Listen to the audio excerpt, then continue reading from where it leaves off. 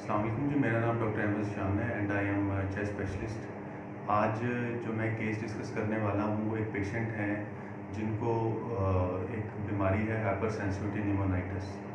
ये बीमारी एक सांस की बीमारी है जो कि परिंदों, अगर आपके घर में परिंदे हैं, कबूतर, तोते या मुर्गियाँ वगैरह, तो उन लोगों को ये होती है।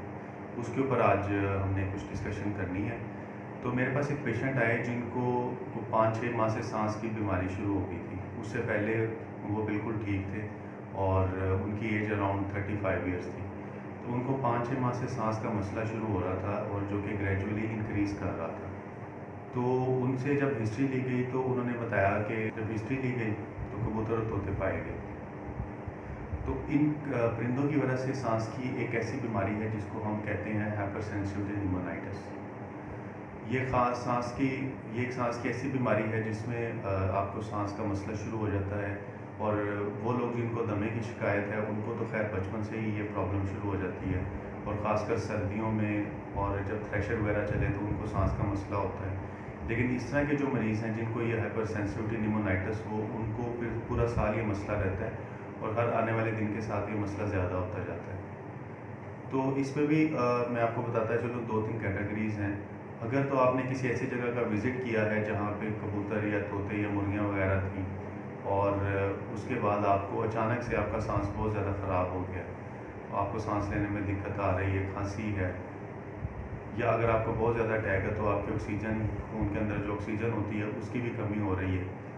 तो ऐसी जो कंडीशन है उसका इलाज ये है कि आप अपना जो वो परिंदों का एक्सपोजर है उसको बंद कर दें और उस जगह ना जाएं जहाँ पे आपको वो जो परिंदे हैं उनके साथ आपका इंटरेक्शन हुआ, या आपके घर में वो परिंदे वगैरह अगर हैं या किसी ऐसी जगह पे गए हैं, किसी ऐसे रिलेटिव के घर जहाँ पे वो परिंदे थे, तो आप वहाँ से मूव कर दें, तो वो चीज़ ऑटोमेटिकली ठीक हो जाती है। दूसरी चीज़ ये कि अगर ये कंडीशन जो है ना वो क्रोनिक हो गई है और आपके घर में अगर कई सालों से परिंदे हैं और आपको सांस का मसला भी 2-3 साल से है जो कि प्रॉपरली डायग्नोज नहीं हो पाया, तो ये कंडीशन, इसको हम क्रोनिक हाइपर सेंसिटिव निमोनाइटिस बोलते हैं। उस कंडीशन में ये होता है कि ऐसे मरीज़ों को अगर अल्टीमेटली प्रॉपरली ट्रीट ना किया जाए तो ये दिल के ऊपर भी असरअंदाज होना शुरू हो जाती है और उसकी वजह से वो मरीज़ मुस्तकिल ऑक्सीजन के ऊपर भी रहते हैं। तो इसके ऊपर मैं आपको बताता चलूँ कि ये जो हाइपरसेंसिटिव निमोनाइटिस की जो डिज़ीज़ है इसको हम कंफर्म करते हैं सीटी स्कैन के ऊपर। छाती का सीटी स्कैन होता है वो हम करवाते हैं।